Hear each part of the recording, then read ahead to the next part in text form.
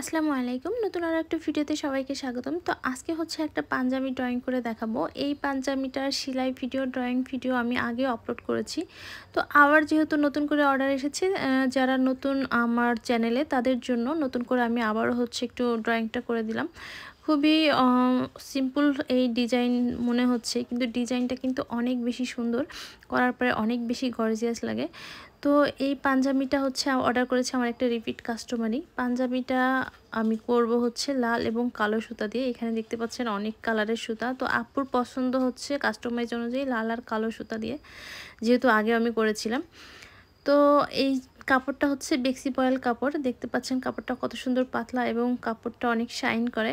তো এখানে প্রথমে হচ্ছে আমি স্কেল দিয়ে সমানভাবে দাগ টেনে নিলাম এবং এই পাশে হচ্ছে আমি কতটুকু দাগ টেনেছি ঠিকভাবে ডান সাইডেও আমি ওইভাবে দাগ টেনে নিব যেন অ্যাকুরেট হয়। তো ডিজাইনটা যদি অ্যাকুরেট হয় তাহলে কিন্তু দেখতে সুন্দর লাগে। তো আমি প্রথমে ফুলগুলো এঁকে নিয়েছি এবং এইখানে যেই ঝিরি যেই সেলাইটা আর কি, সেটা আমি হচ্ছে দিয়ে নিচ্ছি। এটা একবার এই পাশ থেকে একবার ওই পাশ থেকে দিলে আর কি দেখতে সুন্দর লাগে। যদি আমি এক সাইড থেকেই বারবার দিই তাহলে দেখতে এরকম সুন্দর লাগবে না। তো আমি কিন্তু একটু আস্তে আস্তেই ড্রয়িং করে দেখিয়ে দিচ্ছি, আপনারা নিশ্চয়ই বুঝতে পারছেন। আর বুঝতে না পারলেও আমাকে কমেন্ট করে জানাবেন, আশা করি বুঝতে পারবেন। এবং ডিজাইনটা কিন্তু খুবই সহজ, কিন্তু কাজ করার পরে কিন্তু এর সৌন্দর্যটা অনেক বেশি হয়ে যায়।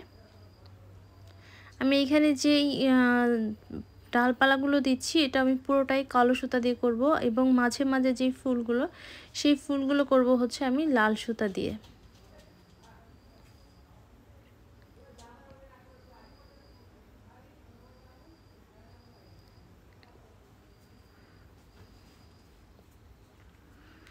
দেখতেই পেলেন এভাবেই হচ্ছে পুরো পাঞ্জাবিটা আমি ড্রয়িং করেছি। আমি ফুলটাও একটু আঁকানো দেখিয়ে দিচ্ছি। সেমভাবে আমি হাতা করে নিয়েছি।